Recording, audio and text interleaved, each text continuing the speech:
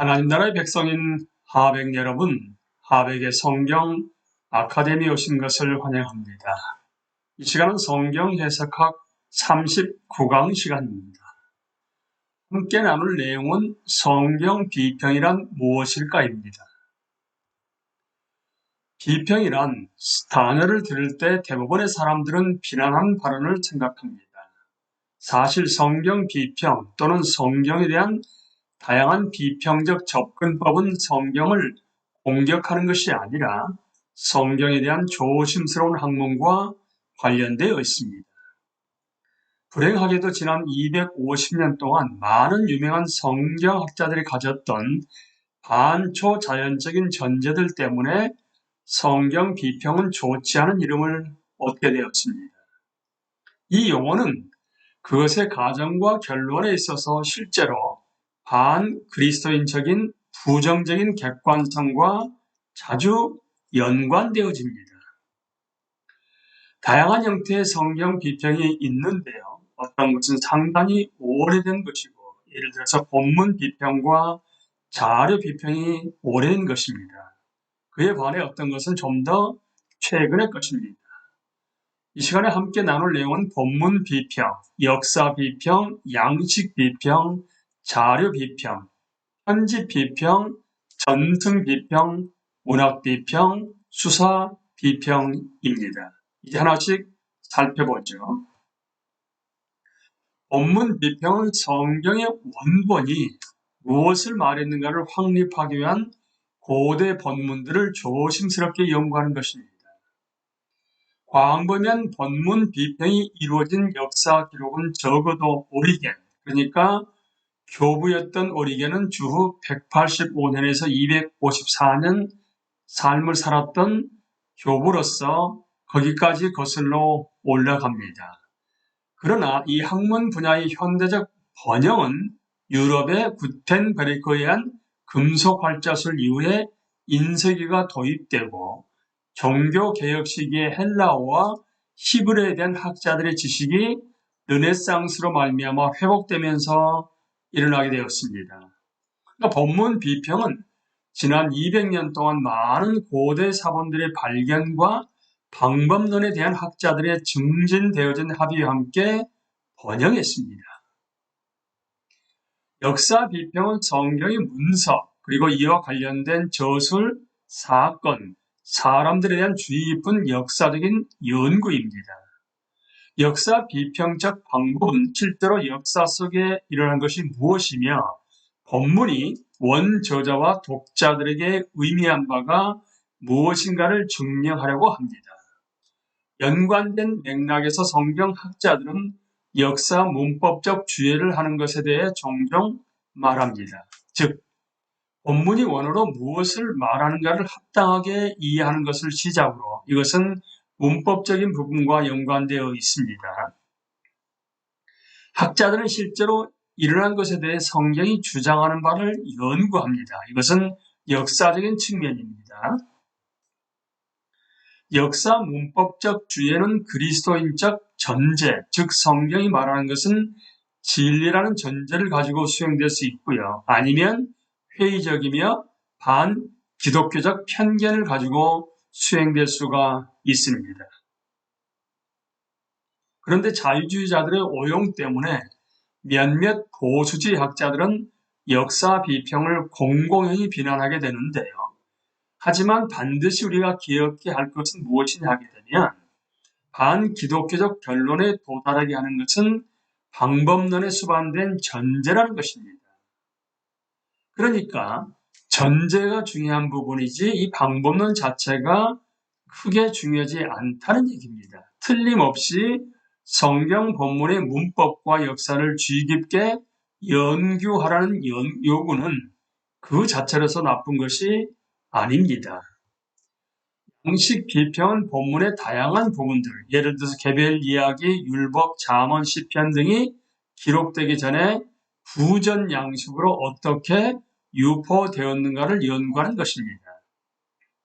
양식 비평에 대한 많은 저서들이 최초에 구전 단위들이 유포됐을 때의 역사적 상황을 추론하는 데 집중합니다. 예를 들어서 헤르만 궁켈이라는 신학자는 대부분의 시편에 대해 광범위한 그리고 종종 근거가 없는 제의적 배경을 제안했습니다. 자유주의 신학 양식 비평가들은 예수님에 대한 이야기가 부전적으로 유포됐던 시기에 어떻게 윤색되었고 심지어는 만들어졌는가에 대해 상당히 많은 가설을 세웠습니다. 보수적 양식 비평가들은 이전의 부전적 단위를 구별하고 분류하는 것의 가치를 인정합니다. 그러나 자료들의 역사성에 대해서는 회의적인 접근을 하지 않습니다. 자료 비평은 성경 저자, 편집자가 의존하고 있는 문학적 자료를 입증하려고 합니다. 그러니까 신약에서의 자료 비평은 마태복음, 마가복음, 누가복음 이 세 복음을 합쳐서 공관복음이라고 하는데 이 공관복음의 자료 비평은 적용됩니다. 신약의 자료 비평은 이 복음서들의 어휘와 배열 순서가 매우 유사하기 때문이죠. 대다수의 신약 학자들은 누가와 마태가 복음서를 쓸 때 두 가지 주된 자료를 사용했는데 그것이 기록된 마가복음과 큐라고 믿습니다. 그 큐라는 뜻이 뭐냐 하게 되면 독일어로 큐벨레인데 자료란 의미의 약자로서 큐라고 쓰고 있습니다. 그러니까 큐는 마태와 누가가 공통으로 가지고 있는 기록 자료와 구전 자료의 모음집을 의미합니다. 그러니까 실제로 누가는 자신이 누가복음을 기록할 때 다양한 자료를 의존하고 있다는 것을 명백히 드러냅니다. 누가복음 1장 1절에서 4절 말씀입니다. 우리 중에 이루어진 사실에 대하여 처음부터 목격자와 말씀에 일꾼된 자들이 전하여준 그대로 내력을 저술하려고 붓을 사람이 많은지라 그 모든 일을 그는부터 자세히 미루어 살핀 나도 데오빌로 각하에게 차례들어서 보내는 것이 좋은 줄 알았노니 이는 각하가 알고 있는 바를 더 확실하게 하려 함이로라. 초기에 많은 교부들이 복음서 뒤에 있는 문학적 자료들, 즉 어느 복음서 저자가 다른 복음서 저자를 의존하고 있는가에 대해 언급하고 있는 것에서 알 수 있듯이 자료 비평은 진실로 오래된 학문 분야입니다. 편집 비평은 성경 본문의 최종적 형성 단계에 있어서의 편집자의 역할을 연구하는 것입니다. 달리 말해서 성경의 많은 저자들은 사건에 대한 직접적 지식, 예를 들어 사도 요한과 사용할 구전 자료 및 기록 자료를 가지고 있었지만 그 편집자는 자신의 본문을 위해 선별, 생략, 편집, 그리고 자료를 요약하는 것을 통해서 궁극적으로 자신의 신학과 관심과 목적을 드러냈습니다. 물론 그리스도인들은 이 과정 속에서 성령께서 편집자들을 통해서 역사하셨다고 생각합니다. 전승 비평은 본문이 최종적 기록 형태로 나타나기 전의 역사를 확립하려고 합니다.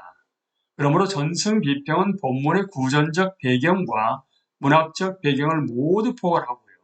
이것은 또한 양식 비평, 자료 비평, 그리고 편집 비평을 포함합니다. 문학 비평입니다. 1980년대부터 대중화된 여러 종류의 문학 비평이 성경학자들 사이에 점점 더 대중화되었습니다.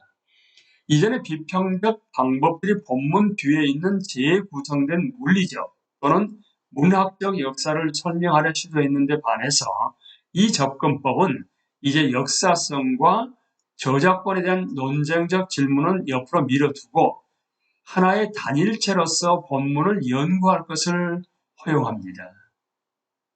문학 비평은 양극화된 자유주의와 보수주의 신학 성경학자들 사이에 중간 시대를 약속한 것으로 보입니다.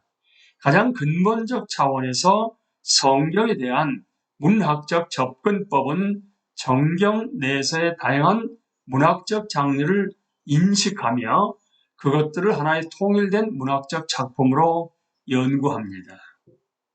복음주의자들은 저자의 의도와 본문의 메시지에 주목하기 위해서 문학 비평을 일반적으로 사용해 왔습니다.